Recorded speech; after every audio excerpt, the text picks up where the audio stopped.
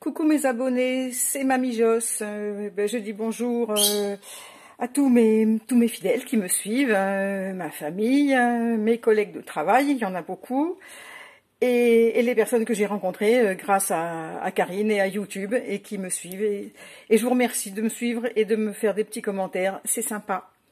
Aujourd'hui, on va retourner en cuisine. Je vais vous faire une recette que j'avais envie de faire depuis longtemps parce que c'est un produit que je boycotte à la maison. Un produit que vous connaissez tous, dont les enfants raffolent, hein, une pâte à tartiner à la noisette. Et j'ai décidé de la faire moi-même hein, parce que si on lit les ingrédients du produit industriel qu'on achète, il y a même des gens qui se battent pour en acheter, paraît-il. Alors si vous regardez, moi j'ai fait une capture d'écran sur internet, on voit que l'ingrédient qui arrive numéro 1 sur la liste des ingrédients, c'est le sucre. Renseignement pris, il y a 53% de sucre dans ce produit.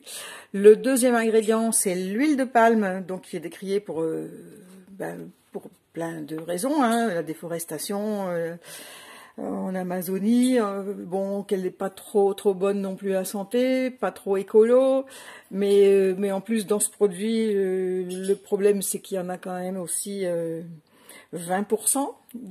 Et ensuite la noisette qui arrive quand même seulement en 3e position avec seulement 13% de noisettes. Bon, après il y a du cacao, du lait écrémé, lactosérum, ça c'est pas méchant, hein, c'est du petit lait, les émulsifiants, la vanilline, bon ça, la vanilline c'est pas trop naturel.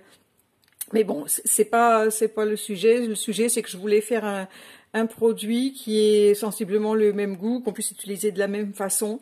Et avec la recette que je vais vous donner moi, on va inverser les proportions des ingrédients, c'est-à-dire qu'en première position, on va retrouver la noisette avec 50% de noisettes. Le sucre arrivera en deuxième position, ben oui, parce qu'il en faut quand même, hein, autrement ça sera forcément moins bon. Hein. Mais on n'en aura plus que 40% au lieu de 53%. Et l'huile, on n'en aura plus que 8%. Donc je pense que bon, faut quand même pas en abuser parce que c'est quand même un petit peu gras et sucré, mais ça sera toujours moins mauvais à la santé que ce qu'on nous vend dans le commerce. Donc pour ce faire, donc là je fais une petite quantité parce que c'est le premier test, hein, j'ai jamais essayé, donc je vais pas en faire une trop grosse quantité parce que si je me loupe après on sera obligé de tout manger. Donc il nous faut 100 g de noisettes, 50 g de chocolat au lait.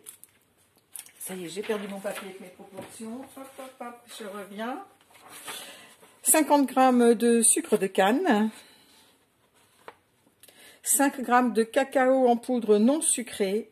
Et une cuillère à café d'huile. Donc on peut mettre huile de pépin de raisin, tournesol ou arachide. Moi je vais mettre l'huile de coco parce que je m'en sers pour plein d'autres choses. J'en ai toujours à la maison.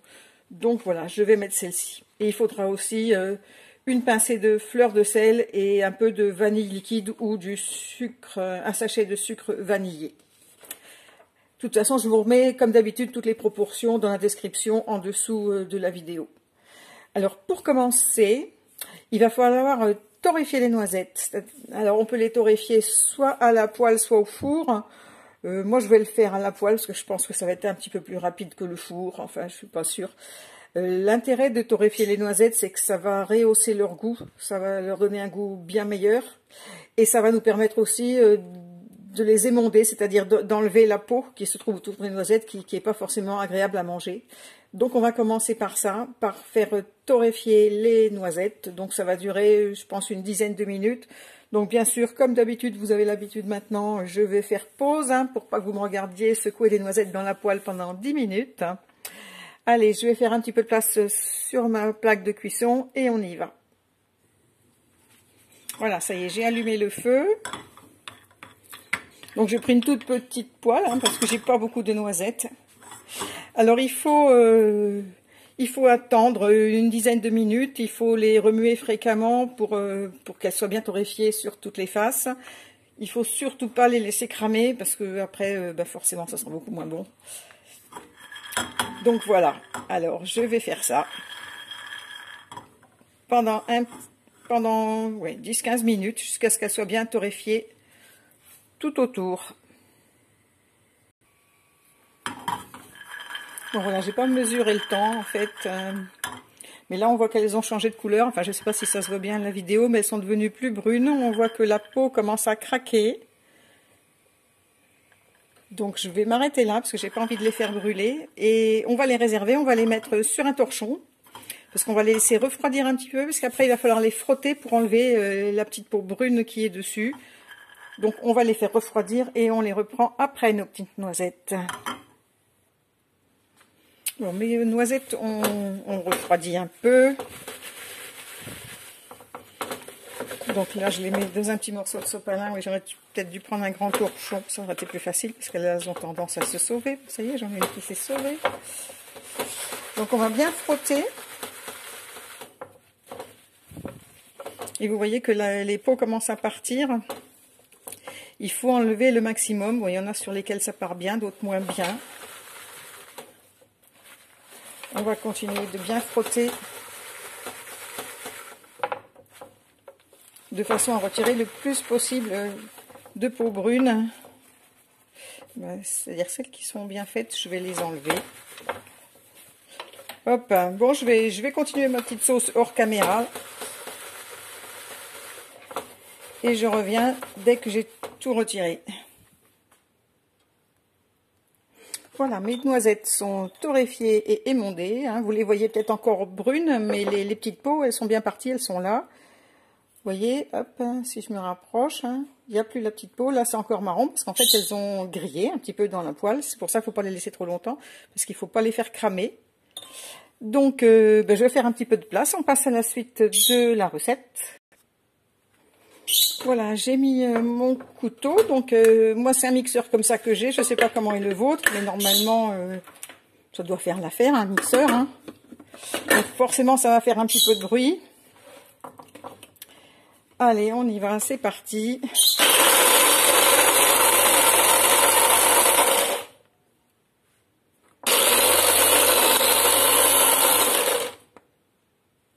Donc, au début, c'est normal, on obtient une poudre de noisette. Enfin, là, c'est même mâché grossièrement. Il faut vraiment continuer longtemps jusqu'à ce qu'on obtienne une espèce de pâte.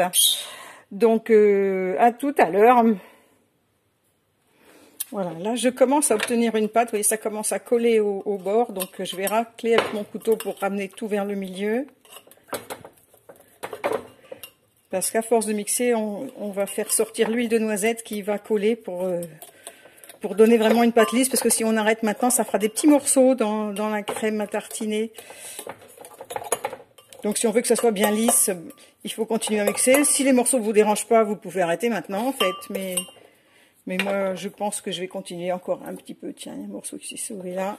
Allez, on y retourne.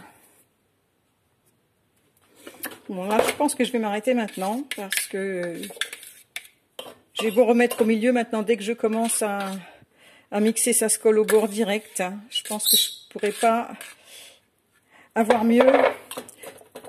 Mais enfin, vous voyez bien que maintenant, voilà, c'est une pâte vraiment collée qu'on a obtenue. Je pense que c'est à peu près ça qu'il faut avoir. Donc maintenant, on va continuer avec le chocolat. Je prends mon petit papier, hein, je ne la connais pas par cœur, la recette.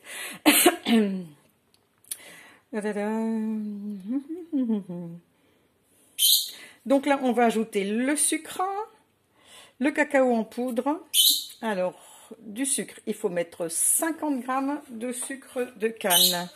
Bien sûr, j'ai pas sorti ma balance. Je reviens de suite. Voilà, 50 g de sucre de canne, auquel on va rajouter 5 g de cacao non sucré. Voilà, le cacao.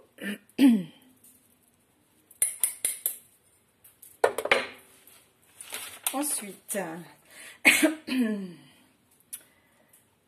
une pincée de sel et l'huile de coco. Alors, hop, je passe devant. Pincée de sel au pif, hein, hop, comme ça, c'est bon. Et on va mettre une cuillère à café d'huile de coco. Bon là, en cette saison, hein, mois de février, elle est figée. J'aurais peut-être dû faire fondre un petit peu avant. De toute façon, ça va fondre avec le chocolat après. Allez, ma petite cuillère d'huile de coco. Hop. Voilà, et là, on va remixer de nouveau.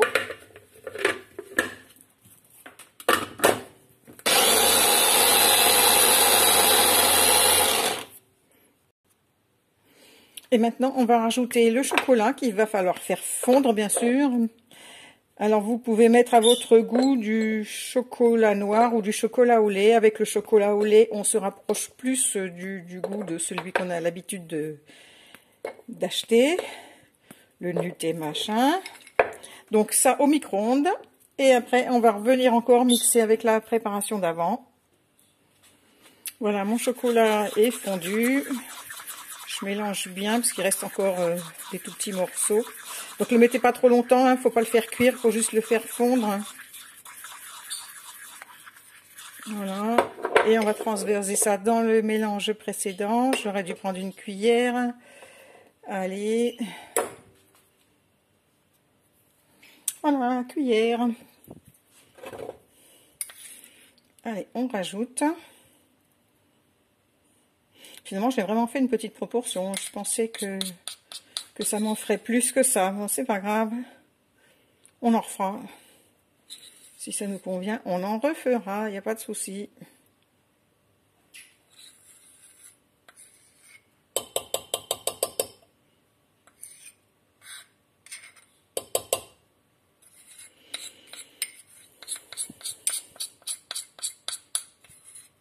Alors, 5 olives, il va en rester plein. J'aurais dû en mettre un peu plus, parce que tout ce qui va rester là-dedans, tout ce que je vais être obligée de lécher après, quand j'aurai fini. Hop. Bon, allez, tant pis si on reste un peu. On va pas passer la journée à récurer le truc, là. Hop, on va quand même essayer de mettre le plus gros. Ah oui, j'aime pas gaspiller. Je suis bourguignonne, descendance auvergnate, hein, alors que voulez-vous, c'est comme ça. Voilà, hop. Et on va encore mixer pour bien mélanger tout ça, pour essayer d'avoir la consistance la plus lisse possible.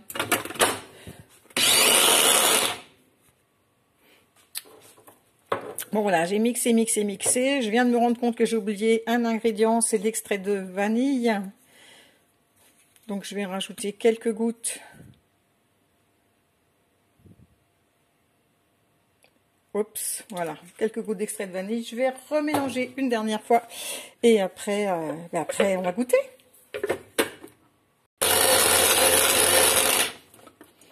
Voilà. Alors, on obtient, voilà, c'est une pâte là, qui me semble encore un petit peu granuleuse.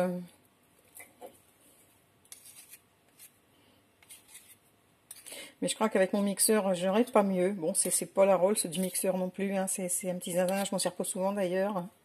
Donc si vous avez un truc plus performant chez vous, peut-être que vous obtiendrez un meilleur résultat. Je vais mettre ça en pot. Bon, alors voilà en pot ce que ça donne. Bon, c'est vrai que la quantité que j'ai fait, ça fait vraiment pas beaucoup. J'ai voulu diviser par 2 parce que je me rendais pas compte, mais en fait, oui, j'aurais dû laisser les proportions comme elles étaient à l'origine, j'aurais eu un pot entier. Bref, maintenant on va goûter. C'est pas complètement lisse. Je vois des grains. Dans le pot, ça se voit pas trop bien, mais sur la cuillère, je pense que vous voyez bien qu'il y a des grains. Ah oui, c'est bon. Là, on a bien le goût de noisette qui est bien plus présent dans le produit original, entre guillemets. Mais il y a des grains, et bizarrement, les grains que je sens, c'est pas le chocolat, en fait, c'est le sucre. C'est le sucre qui n'est pas du tout fondu. Donc dans cette recette, il disait de prendre du sucre roux. Mais je me demande s'il ne faudrait pas plutôt mettre du sucre glace. Je resserrai avec du sucre glace, parce que là, c'est vrai que c'est un petit peu désagréable quand même d'avoir vraiment les grains de sucre quoi, dans la bouche. Je vais faire un truc, là, je vais passer le pot au micro-ondes. Peut-être ça va faire fondre. Allez, deuxième test. Je vais passer au micro-ondes, voir si ça fait fondre les grains de sucre. Et on se revoit après. Donc j'ai fait chauffer un petit peu micro-ondes. Bon, j'ai pas laissé trop parce que je vais pas non plus faire cuire. Et je vais faire un test avec mon mixeur plongeant. Parce que je pense que mon mixeur plongeant, il est plus efficace que l'autre que j'ai. J'aurais peut-être dû prendre celui-là dès le départ. Donc je vais refaire une tentative de mixage avec celui-ci pour voir ce que ça donne.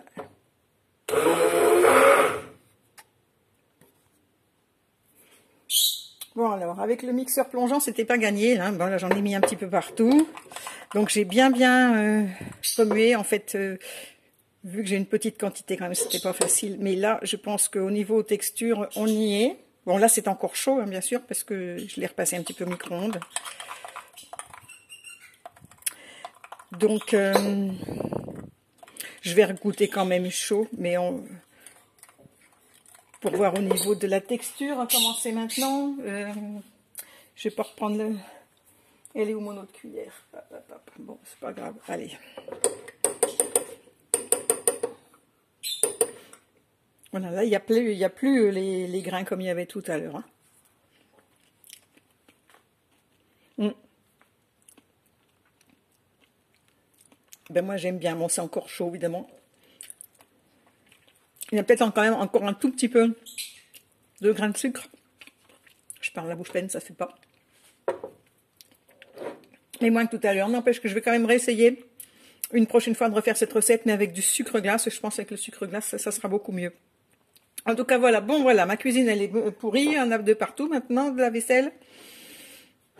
Je vais être obligée de, voilà, de lécher tout le chocolat qui est sur la planche. Je vais laisser refroidir.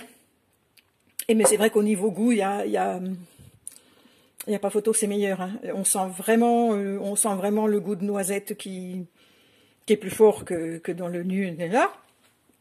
Voilà, mon noisettina, il est meilleur, sauf à améliorer ce petit problème de sucre. Donc écoutez, vous pouvez tenter cette recette, faites comme vous voulez, faites avec le sucre de canne si vous voulez, ou du sucre glace à la place. Peut-être que moi aussi c'est mon mixeur qui n'était pas assez puissant le premier, parce que c'est avec le mixeur plongeant, ça a bien amélioré l'affaire. Sauf que comme j'ai pas une grosse quantité, ben, c'est pas évident, moins il y en a, moins ça mixe. Hein. J'aurais eu un pot complet, ça aurait été peut-être mieux. En tout cas, moi je suis quand même satisfaite du résultat, ça me plaît. Donc voilà, première recette quand même approuvée. Voilà mes petits loulous, ben, j'espère que ça vous a plu. Faites la recette, mettez-moi vos commentaires, comment vous pensez pouvoir l'améliorer. Et à bientôt, je vous fais des gros bisous.